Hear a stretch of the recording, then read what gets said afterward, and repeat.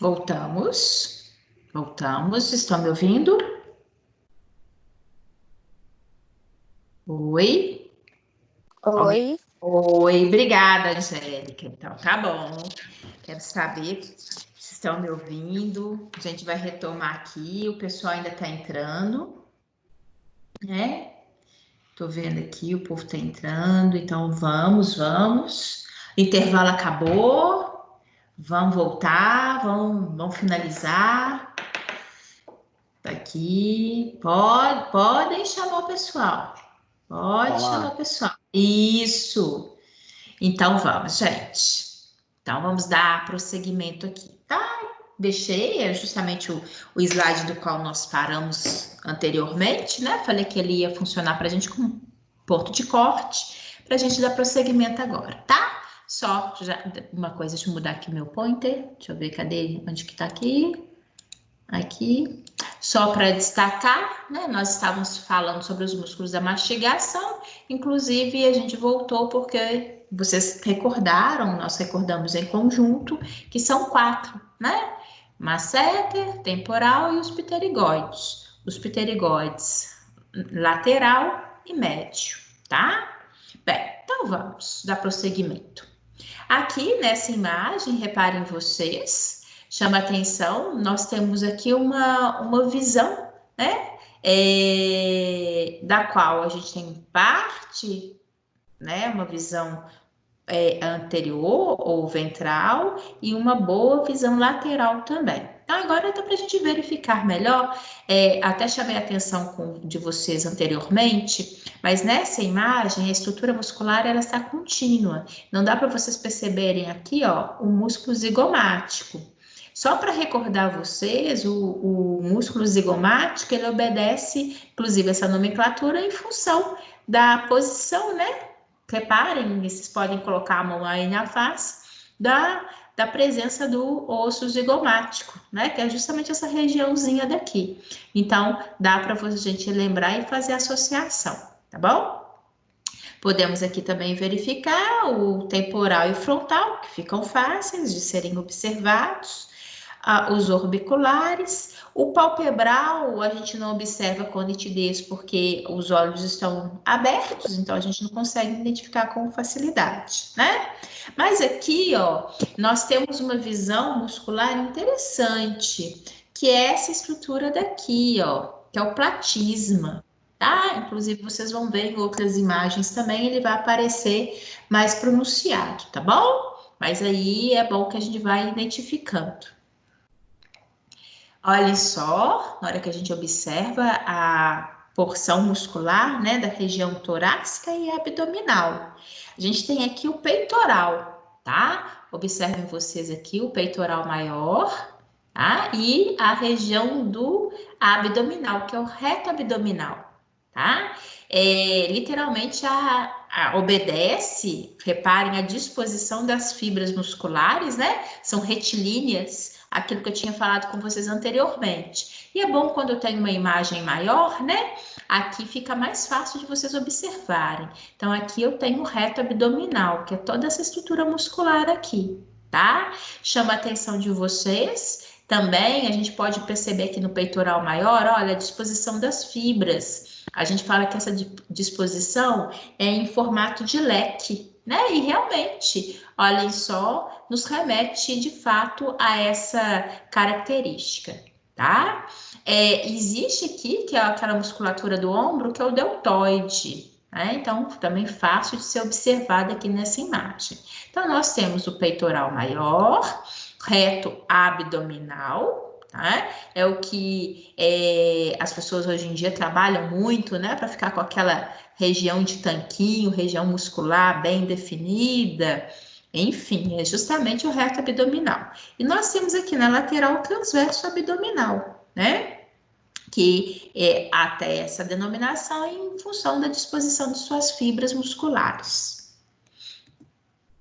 Aqui como que fica bonito, olha essa imagem, né? Ao trapézio, olha só a configuração do formato muscular, né?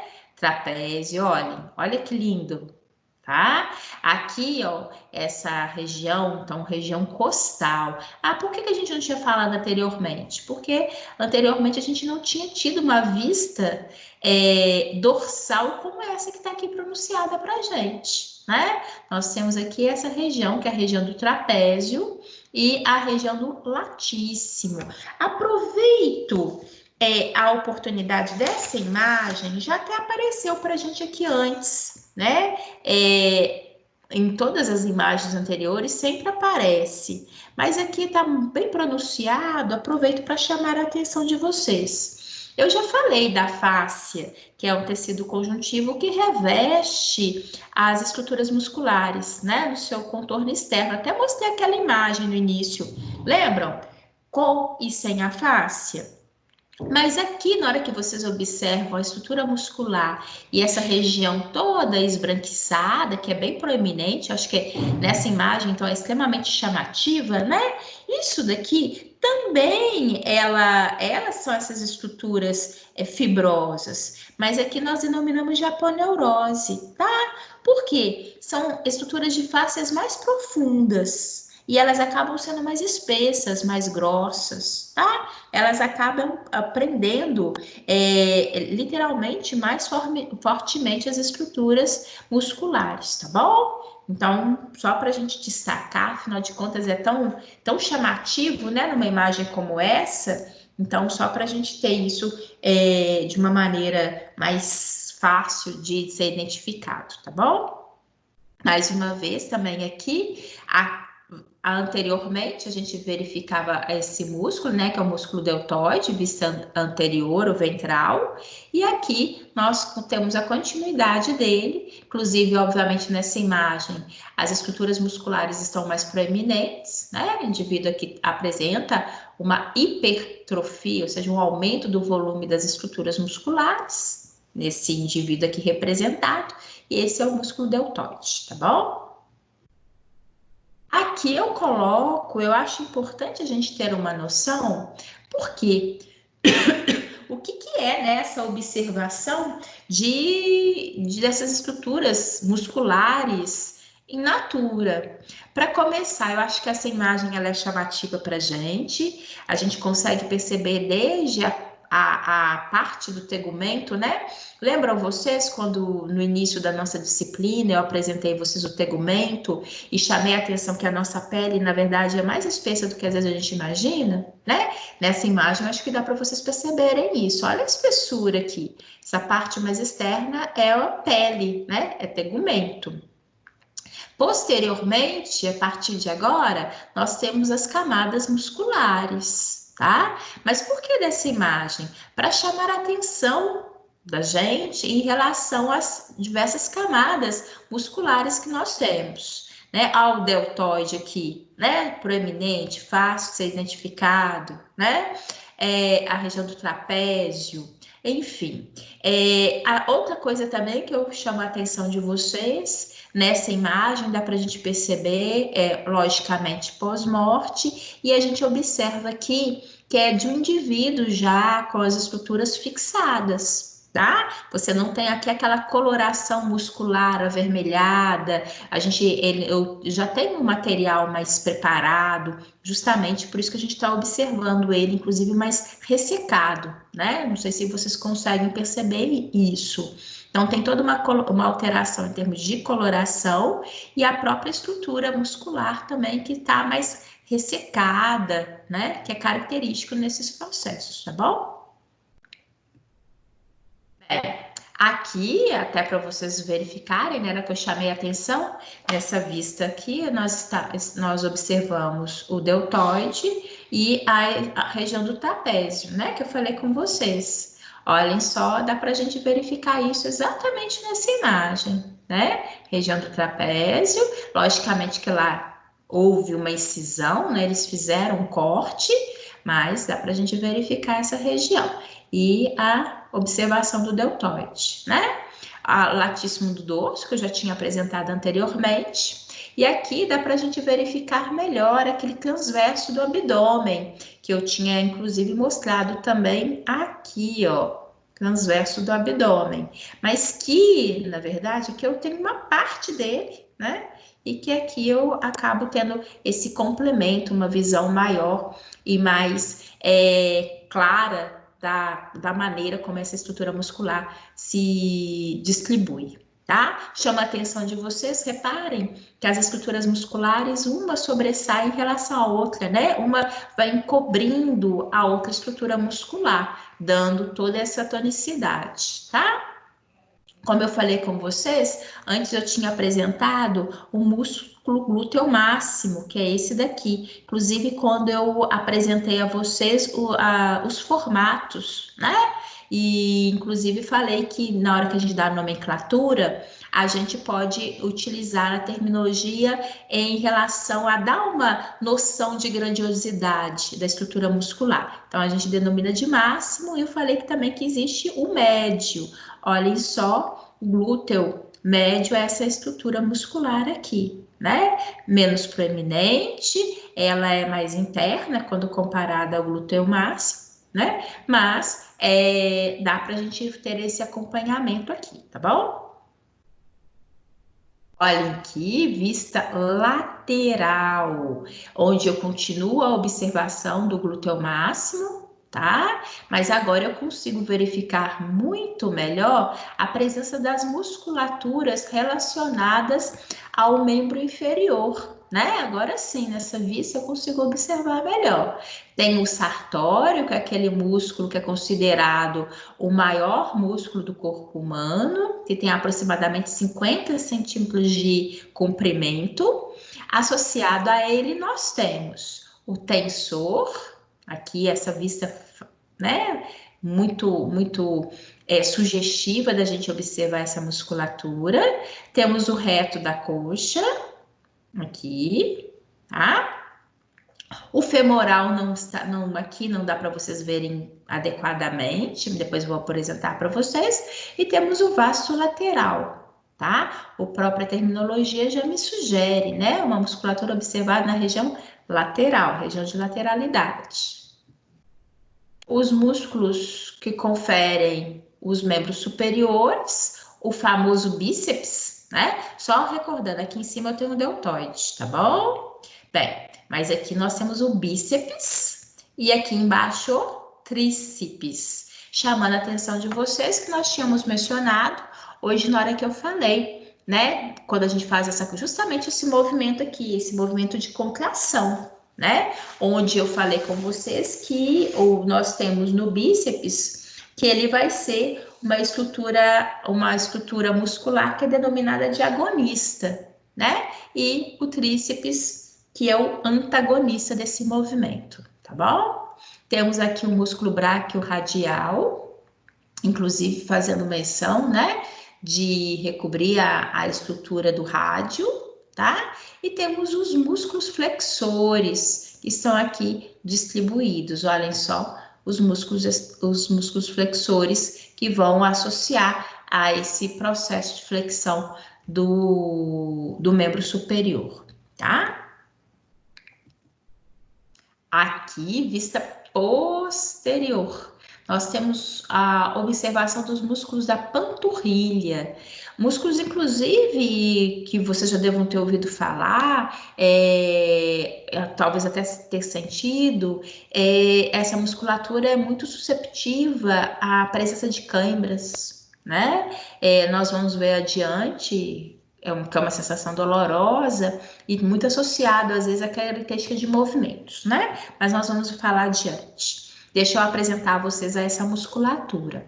Os músculos da panturrilha, eles são compostos pelo gastrocnêmio, né? Olhem só, músculo gastrocnêmio é essa estrutura bastante avantajada da região da panturrilha, né? Muito saliente, muito proeminente. Nós temos aqui logo abaixo o solear, tá? Então, nós temos essa participação clássica aqui dessa musculatura. Ela é muito importante, eu já destaquei com vocês isso hoje, porque quando a gente anda, o movimento dessa musculatura, ele colabora, ele ativa com um bom funcionamento, uma boa circulação de sangue aqui na perna, tá? Afinal de contas, é o que vocês vão ver adiante. O sangue, na hora que ele passa nessa região, na hora que ele tem que voltar, né? Na verdade, ele volta contra um gradiente de concentração. Por isso que às vezes é tão difícil, e às vezes a gente sente tantas queixas, né? De dores nos membros inferiores. Então, é importante vocês perceberem que essa musculatura sendo rica na região dos membros inferiores, eles vão ajudar, e existe como que a gente denomina de uma bomba músculo-venosa na região dos membros inferiores, tá bom? É interessante porque a gente faz essa associação e a gente consegue observar aqueles aspectos funcionais que eu já tinha falado com vocês anteriormente, tá bom? É importante chamar a atenção, né? Uma região denominada de panturrilha, que é muito, como eu falei com vocês, associada ali a características de movimentos e ações dos membros inferiores. Inclusive, isso é importante, existem algumas alterações que possam ocorrer, até de observação, vou comentar aqui com vocês, em relação a essa musculatura, que às vezes possa ser bastante tendenciosa e interessante de acompanhamento, tá bom? Eu vou chamar a atenção disso já já. Olha só. Essa associação de musculatura que a gente apresenta, logicamente isso observado em indivíduos saudáveis, né? Existem vários processos patológicos associados à alteração muscular, inclusive mais à frente eu vou ter oportunidade de detalhar um pouquinho mais isso a vocês, mas por quê? Toda essa musculatura que nós apresentamos, ela é passiva de eventualmente sofrer prejuízos não só no seu desenvolvimento, mas principalmente ali na sua ação motora, né? E isso, logicamente, acarreta vários prejuízos aos indivíduos e, inclusive, de locomoção, tá? Uma característica clássica, não sei se vocês já ouviram falar, é a miastenia. Tá? O que vem a ser miastenia? Inclusive, a gente denomina miastenia grave, né?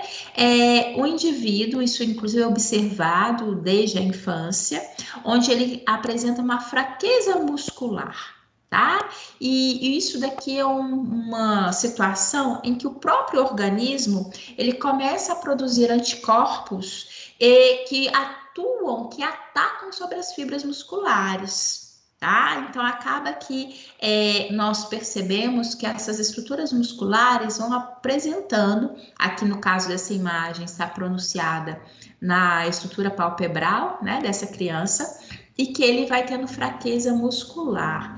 Isso ocorre com a musculatura de uma maneira geral. Aqui no caso, ela está pronunciada e perceptível no fechar dos olhos, né, dessa criança. Inclusive, essa sensação de olho caído que nós observamos aqui é o que a gente denomina de ptose, tá? Que ele tem esse semblante do olho caidinho justamente por essa fraqueza muscular da estrutura palpebral.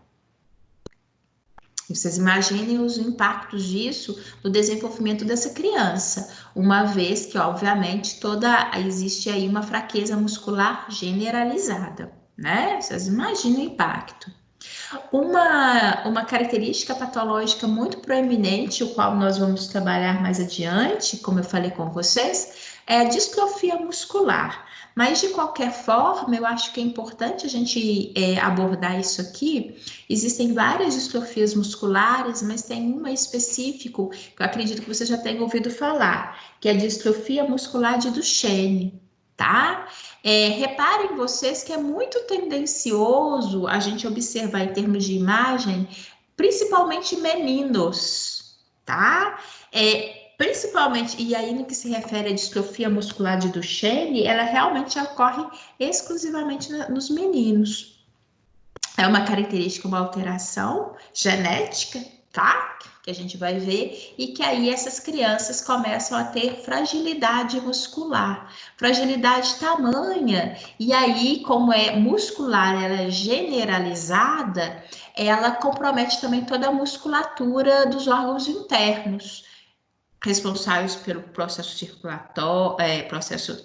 circulatório, respiratório, né, digestório. Então, existe não só um comprometimento na marcha, como também um comprometimento funcional, o que gera a expectativa de vida desses meninos tendem a não ultrapassar cerca de 21 anos de idade, tá bom? Infelizmente. Mas como eu falei com vocês, nós vamos ver adiante. Eu só destaco a vocês porque nessas crianças, como eles têm enfraquecimento muscular muito grande, quando o ato de caminhar para eles é um ato como se fosse uma atividade física muito extenuante, né? Então é comum de a gente observar nessas crianças a região, justamente essa musculatura da panturrilha, o gastrocnêmio solear, chamando a atenção aqui para vocês, né? Essa musculatura mais avantajada, tá? Por quê? Olhem só, se eu for ali na academia e fizer musculação, eu vou ter a minha região muscular mais avantajada, não vou? Porque eu estou estimulando. Então, a essas crianças o ato de andar é uma atividade intensa, leva a essas estruturas musculares a se tornarem pronunciadas, mais avolumadas, tá bom? Algo que eu estou chamando a atenção, porque o nosso livro comenta isso agora, e depois a gente explica em detalhes lá no tecido muscular. Mas eu acho válido a gente iniciar esse assunto mesmo, tá? Bem, agora eu coloco aqui para vocês, dos quais, logicamente, vocês vão utilizar essas terminologias mais adiante, né? Em atividades práticas de disciplinas específicas, mas eu acho que é importante para a gente destacar isso aqui, né? Afinal de contas, toda essa parte muscular, ela está associada a movimentos. Então, eu vou utilizar aqui dessas imagens para apresentar a vocês alguns termos relacionados a movimentos clássicos dentro aí do dia a dia, né? Na hora que eu falo em realizar uma flexão, né? Na verdade, o que a gente está fazendo? A gente está promovendo o movimento da estrutura corporal literalmente para o ângulo, diminuindo essa angulação em relação às nossas estruturas ósseas e partes do nosso corpo, tá? Em compensação, na hora que eu falo de uma extensão, eu vou literalmente aumentar o ângulo, tá? Entre as nossas estruturas ósseas e as partes do corpo. Então, olhem só, vamos pegar aqui no desenho. Eu tô aqui o ponto inicial, que seria o indivíduo na sua posição anatômica, com os dois pés, né? Posicionados em direção à região anterior. Na hora que eu quero fazer uma extensão, é quando esse indivíduo eleva o pé, né, para trás. Então, ele está aumentando o ângulo, está estendendo. A partir do momento que ele, literalmente, ele volta, né, e ele literalmente ele vai trazendo, diminuindo essa angulação, ele está realizando uma flexão. Olhem só aqui em relação à mão, se eu faço a elevação da mão, ou seja, estou elevando o ângulo, eu estou estendendo, e se eu curvo essa mão, eu estou diminuindo o ângulo, eu estou realizando uma flexão, tá? Então, aqui eles dão como exemplos diversos, tá? Mas aqui dá para a gente perceber qual que seria esse sentido. coloco aqui para vocês, quando a gente utiliza de movimentos da região mandibular, né? Quando a gente volta a estrutura mandibular mais internamente, a gente está ocorrendo o que nós denominamos de retrusão. E para frente, proclusão, tá? A elevação dos ombros, esse eu acho que é até instintivo, né? Se eu pedir aí para vocês agora, todos vocês elevarem os ombros, né? Seriam fazer essa elevação, ou seja, subir a estrutura muscular, né? Na hora que você quer fazer o abaixamento, consequentemente, você vai abaixar, relaxar essa estrutura muscular, essa musculatura, tá? Quando você está aí, imagine, agora eu não tenho como fazer, que eu estou aqui segurando o cursor. Coloquem a mão de vocês aí apoiada sobre uma superfície, né? Se você elevar essa mão, estender essa mão, reparem que vocês estão fazendo o movimento de supinação. Vocês estão elevando ela, né? E se vocês deitarem, apoiarem ela, está no formato de pronação. Então, supino é elevado, quando você eleva a mão. Pronação, quando você deita esta mão. Bem, da mesma forma eu não falei? Vou aqui, ó. Vocês aí com a mão de vocês. Estendam o braço, né? E façam uma extensão, ou seja, elevem a mão de vocês para o alto, né? Então, vocês estão estendendo, vocês estão aumentando o ângulo entre os ossos e a parte do corpo. Agora, se vocês abaixarem essa mão, olhem, faça a curvatura para baixo. Sentido contrário, vocês estão flexionando, né? Então, na verdade, vocês estão diminuindo o ângulo entre os ossos e as partes do corpo, tá bom? Não sei se vocês aí estão de pé ou sentados, enfim, ou temos até deitados, né? De manhã é assim. Mas olhem só, quem está aí de pé, vocês podem fazer uma extensão, que é levar esse pé para trás, né? Vocês estão aumentando o ângulo. Na hora que vocês voltam isso, vocês estão realizando uma flexão, tá bom?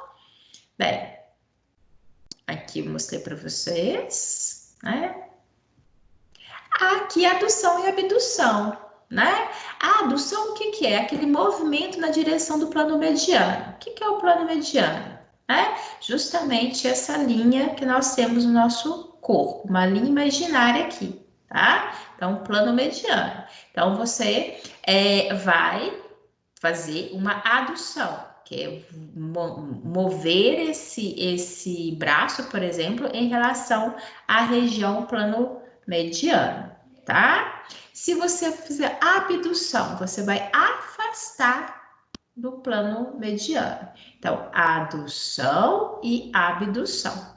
Bom, enfim, isso logicamente que isso vai ser com vocês ali realizando atividades específicas, disciplinas específicas, mas que eu acho que vale a pena a gente começar a inserir esses conceitos, uma vez que eles fazem parte desse contexto, né, básico aqui para a gente imaginar em relação a esses movimentos da nossa estrutura corporal que ocorre, tá bom? Mas isso, logicamente, a partir do momento que você realiza isso, inclusive a claca, né, como o seu colega ali, inclusive como se fosse um paciente, obviamente isso facilita e vocês utilizarão isso com seus conceitos específicos, disciplinas específicas. Bem, com isso, diga, pode falar, Rayane. Tá joia, Rayane? Tudo bem. E você? Tudo sobre os jóia. músculos. Pode falar. Quando nós fazemos atividades físicas, os músculos, com o tempo, vai aumentando, vai crescendo. Sim. Olha só, Rayane, deixa eu te falar. Na verdade, a gente trabalha disso. Tem uma disciplina que a gente trabalha muito com esse conceito, mas isso que você falou é super pertinente aqui também. Deixa eu voltar aqui. Essa imagem daqui, até comentei com vocês, né? Ele tá ele está muito representativo, né? Essas fibras musculares, elas me dão uma sensação de que elas estão aumentadas de volume, tá? O seguinte, eu vou contar aqui uma historinha para vocês entenderem um pouco em relação a esse contexto. Olhem só, vamos imaginar, Rayane. Estou imaginando um indivíduo, imagina, um indivíduo jovem, tá? Ou seja, por quê? Porque não é indicado que, por exemplo, adolescente, ele não deve ficar fazendo musculatura, musculação, né? Ele está em uma fase de desenvolvimento. Então, na verdade, a gente tem que sempre obedecer muito em termos de idade e atividades que possa até fazer, né? Mas sempre acompanhada ali para o profissional e sem ser nada muito intenso, tá bom? Porque ele está em processo de desenvolvimento mesmo. Mas vamos imaginar já um indivíduo adulto, que ele teve já o desenvolvimento corporal e que agora ele quer fortalecer, ele quer promover, né, isso que você falou. Por que quando eu faço a atividade mais intensa, por que eu percebo esse aumento do volume? Né? Porque fica mais pronunciado. Isso ocorre. Isso, na verdade, o que acontece? As nossas células, isso de uma maneira geral, as nossas células, elas se adaptam. Tanto quando eu tenho um aumento de atividade, que é no caso, né? Quando eu faço atividade física, quando eu vou realizar musculação, eu estou aumentando a minha atividade.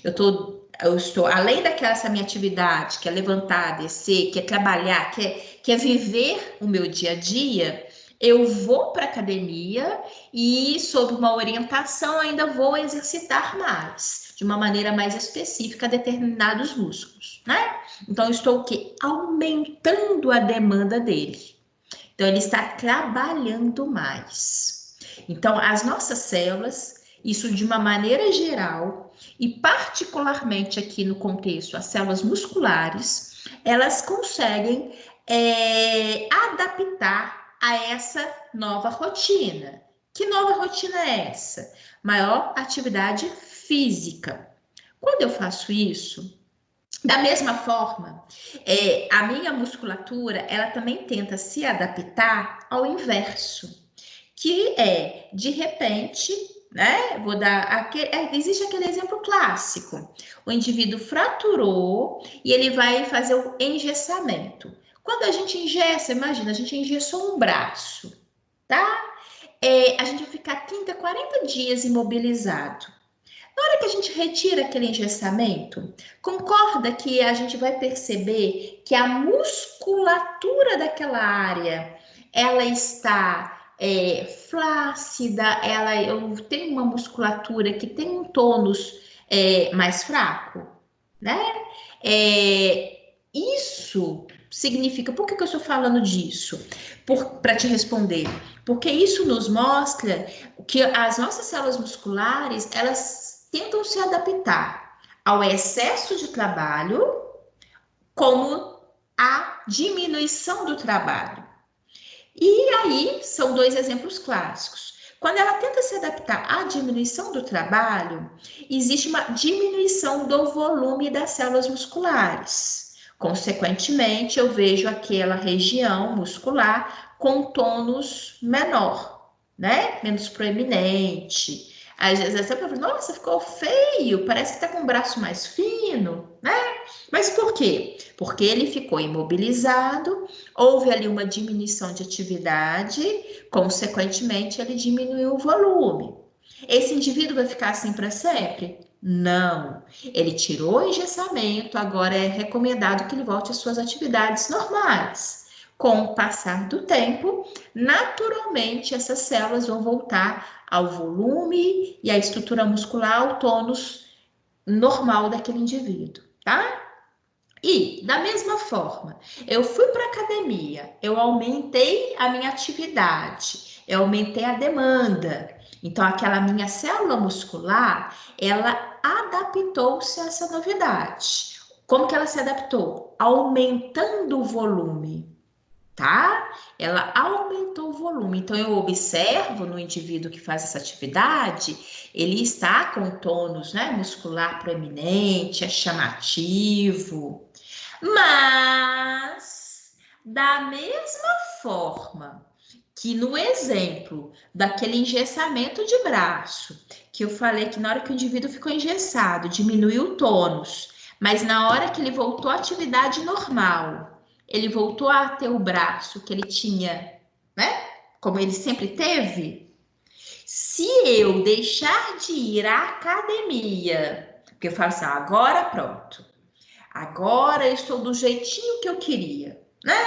Tá tudo adequado, o volume, já tô aqui com o tônus muscular, né? Isso vai muitas vezes até para os rapazes. Existem também mulheres que gostam desse tônus, né? Mas com um vigor maior, mas muito clássico dentro dos rapazes. Não, tô agora no ponto que eu imaginava. Como é muito cansativo, agora eu vou parar. Ó, se esse indivíduo fizer isso, ele vai voltar para casa, vai voltar às suas atividades básicas do dia a dia, vai deixar de realizar aquela atividade extra, as células musculares também vão voltar a ser o que eram antes. Então, para esses indivíduos, para manutenção, né, desse, como você falou, desse tônus, ele precisa de atividade, ou seja, de se manter essa atividade, tá? Voltando à sua pergunta, por que que isso ocorre? Porque as nossas células, elas tentam se adaptar a essas variações. Quer seja aumento de atividade física. Quando eu faço maior atividade física, significa que também que eu tenho um aumento de vascularização para aquela região, né? O fluxo sanguíneo é mais intenso, eu tenho um aumento de nutrientes para aquela região. Então, isso ocorre diante de uma possibilidade corporal que todos nós temos de adaptação celular, tá? Vocês vão ver isso em detalhes na morfo do sistema imune, quando a gente fala, explica para vocês. Porque aqui, esse exemplo é muito corriqueiro e não tem nada de patológico, mas eventualmente tem algumas explicações patológicas possíveis dentro desse cenário, tá? Foi Jaqueline, foi Rayane que perguntou, né? Tá certo, Rayane? Sim, deu para compreender. Tá?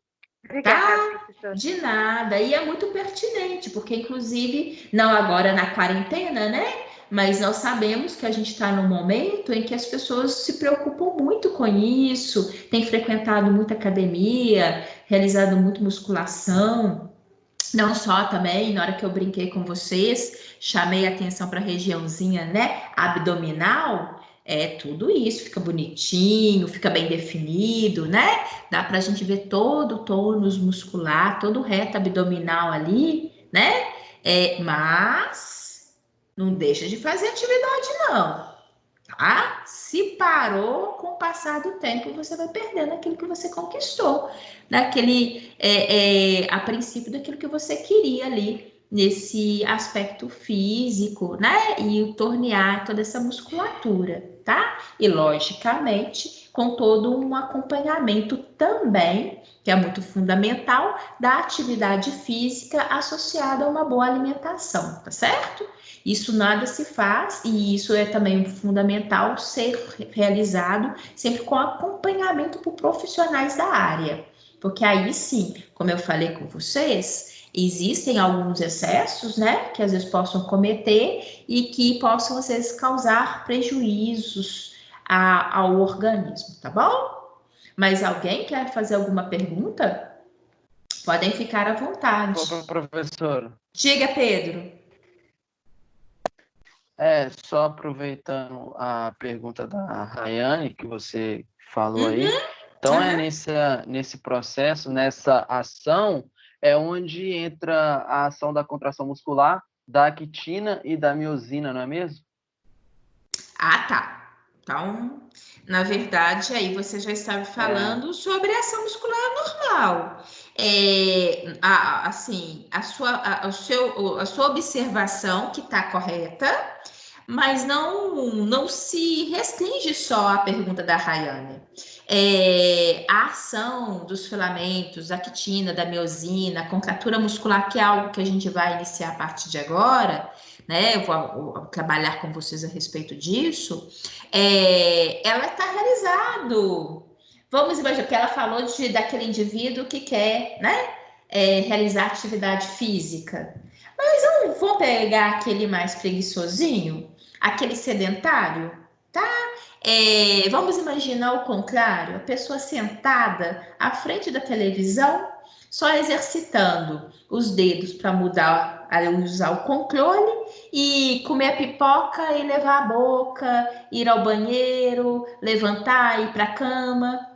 Por que eu estou falando disso? Porque todas essas ações, por mais sedentárias que venha a ser, né, você venha a classificar esse indivíduo, todas as ações musculares esqueléticas que ele realizou aí, também está tendo a ação dos filamentos de actina e de miosina, tá? Então, não está associado só a movimentos intensos, só a uma musculatura, não. Aqui é nesse momento.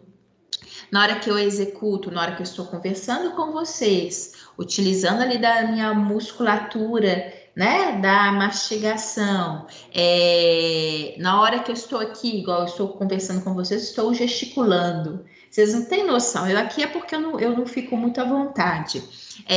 Mas aqui, né, se vocês pegassem, eu tô aqui o tempo todo gesticulando, eu não consigo ficar quieta. Em sala de aula, vocês já viram como que eu fico. Fico para um lado, fico para o outro, vou no fundo da sala, volto, né? Aqui eu só não posso andar porque eu tô com o fone no ouvido e ligado ao computador. Mas caso contrário, mas estou o quê? O que eu posso aqui de gesticular, eu gesticulo. Por menores que sejam essas ações, por movimentos, às vezes, obviamente, eu não posso fazer movimentos bruscos aqui, né? Eu estou na bancada, mas eu estou realizando a ação desses filamentos que você mencionou, Pedro, tá? Por isso que é importante. Sim. Qualquer ação que você realiza, por mais delicado, por mais sutil, dentro desse conceito maior que você possa falar de sedentarismo, qualquer ação muscular estriada que você esteja fazendo, eu estou com a ação desses filamentos, tá bom? Sim, interessante. Beleza. Mas a gente vai abordar isso direitinho, tá bom, Pedro? Ok, Mais alguém? obrigado. Mais alguma pergunta aqui específica? Tá? Por quê? Como eu falei com vocês, depois eu vou trabalhar com vocês, vou inclusive encaminhar uns acompanhamentos, né, básicos em relação a isso, para a gente trabalhar com fixação, tá? Eu acho muito importante, porque aqui esse contexto é muito fundamental para a gente, a fixação, a observação e a associação da nomenclatura, tá bom? Então, eu vou fazer, acho que hoje, em relação a ser a primeira aula da segunda etapa, é importante a gente falar um pouquinho mais, porque a gente dá um panorama, né? Mas depois eu vou pôr vocês um pouquinho mais para trabalhar, tá bom? Vou aqui apresentar a vocês, então, que é o que a gente vai iniciar. Na verdade, o que eu vou fazer? Eu vou dar aqui a vocês, vou aqui porque eu caminhei, né? Em termos dessas imagens. Nós vamos, literalmente, agora falar dessa estrutura muscular. Do que ela é constituída, né? Nós vimos aqui de todo esse aspecto muscular, dessas estruturas musculares distribuídas pelo nosso corpo, mas no contexto tecidual, o que eu tenho aqui? Né? Reparem que o Pedro ali falou, filamento de actina e miosina. Sim, vou apresentar a vocês, né? O que se baseia? Inclusive, reparem, não sei se vocês se lembram, hoje bem no iniciozinho, eu falei com vocês que na hora que eu falo fibra muscular ou célula muscular, é a mesma coisa. Tá? Eu comentei com vocês isso no iniciozinho, inclusive, olhem, eu vou caminhar aqui, mas só para vocês verem que eu acho importante vocês recordarem que a gente falou. Por quê? Opa, aqui, Olha só, nessa imagem daqui, ó. Olha aqui.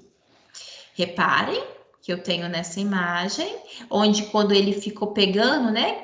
Eu falei assim, ó, gente, cada estrutura vermelhinha dessa, bolinha vermelhinha, está representando uma célula muscular, né?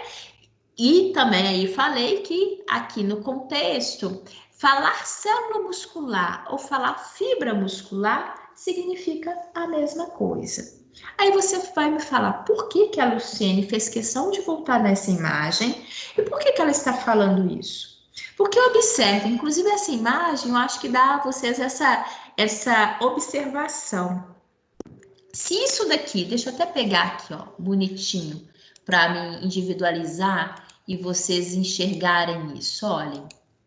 Se eu for pegar aqui, vamos pegar essa primeira aqui, ó. Se essa célulazinha daqui, se essa estruturazinha aqui é uma célula, reparem o tanto que essa célula é longa.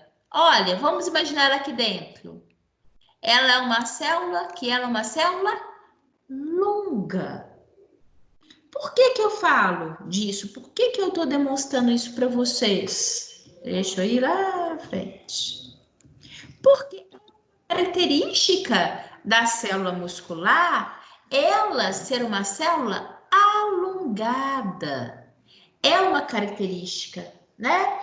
Lembram do sartório, que é um músculo que possa ter 50 centímetros de extensão? Diga, Giovan. Tá querendo perguntar alguma coisa? Não, professora, desculpa, tá? Vou desligar o microfone aqui. Tá, não, eu fiquei entusiasmada, pensei que você ia perguntar. Não tem problema, não. É porque eu pensei que você fosse perguntar, tá? Olhem só, chamando a atenção, então, porque esse é um conceito interessante para gente. As células musculares são células alongadas, tá? E ela, reparem que em termos dessa imagem, eu vou trabalhar muito com vocês aqui nesse sentido de observação, tá? Reparem nessa imagem. Dá para vocês perceberem que aqui eu tenho áreas mais claras e mais escuras? Olhem, para começar, eu consigo verificar aqui, eu tenho esse conjunto, né? São essas estruturas, são células musculares. Mas o que que acontece? Existem umas áreas aqui que elas estão bem claras. Existem áreas mais escuras, né? Mas olhem, numa regiãozinha especificamente dessa, tá? Reparem que eu tenho, dá para vocês perceberem que existem umas arinhas mais claras, umas linhas, é como se fossem pequenas linhas. Eu até gosto de comparar uma camisa de time, que eu não vou mencionar muito, onde você vê um ambiente claro, um ambiente escuro, um ambiente claro, um ambiente escuro, né? São fileiras, né? São faixas. Por que que eu falo disso? Porque o tecido muscular estriado esquelético, que é este que compõe a nossa estrutura corporal, ele é assim denominado de estriado porque ele apresenta estrias, áreas claras e áreas escuras. Vai apresentar mais lá na frente, imagens maiores, desenhos esquemáticos, que isso vai ficar mais claro para vocês, tá bom? Eu vou fazer o seguinte, como aqui eu vou começar a apresentar e tem toda uma gama maior agora de informações, e a gente está chegando, né, no nosso horário, eu vou deixar este slide como nosso ponto de corte. Eu quero combinar com vocês o seguinte, estudem essa parte que nós tivemos hoje, estrutura muscular, nomenclatura, que semana que vem eu vou colocar, nós vamos trabalhar, né, prosseguir com o nosso conteúdo, mas eu vou colocar atividade para vocês fazerem, tá? Para a gente ter interação, para, na verdade, a gente poder avaliar o que vocês estão acompanhando, para, na verdade, a gente ter, né, essa sequência mais objetiva aqui de vocês observarem, darem nomenclatura, observar as peças. Tá combinado? Então, eu quero combinar com vocês desse estudo, que aí semana que vem eu vou cobrar, hein? que aí eu vou querer que vocês respondam para mim. Nada laborioso, não. É só mesmo para a gente ter aquele acompanhamento de conteúdo e, na verdade, vocês também poderem verificar o tanto que estão aprendendo, tá certo? Então, no mais, queria só reforçar vocês o que eu disse no início. Já tem lá na unidade 1, seção 1, pré-aula, eu coloquei a distribuição de pontos e as atividades referentes à parcial 2, tá bom? Não deixem de olhar. Isso, na verdade, eu fiz para todas as nossas disciplinas. Então, só para vocês irem acompanhando e, na medida do possível, já irem adiantando, tá bom? Porque tudo passa muito depressa para vocês não acumularem nada, tá bom? Matheus, quer falar alguma coisa? Professora, esse Diga, time, Matheus. só para ficar mais fácil o raciocínio, esse time que a senhora citou é o Galo? Perdão. Fala de novo esse negócio. Eu não entendi o final. A pergunta. O que você perguntou? Ah, não, é só para ficar mais fácil o raciocínio, esse time que a senhora citou das listras, é o Galo? Ah, então é por isso que eu não tinha entendido, viu, Matheus? Tá bom. Semana que vem a gente vai poder falar melhor. Ô Matheus, gosta de provocar, né? Ô, meu pai do céu. Mas também eu dou munição, não dou? Mas tá bom. Viu, Matheus? Deixa quieto. E eu achando, eu nem entendendo a pergunta. Gente, o que foi? Tá bom, Matheus. Com essa, você me dispensou. Deixa eu ir, gente. Boa noite para todos. Semana que vem a gente conversa mais, viu, Matheus? Boa noite, Angélica. Boa noite. Bom descanso para vocês, viu? Boa noite para todos. Tchau, tchau. Amém. Boa noite. Tchau, Tchau, pessoal. tchau. Tchau. Valeu. Fiquem com Deus. Bom descanso. Estudem, hein? Amém.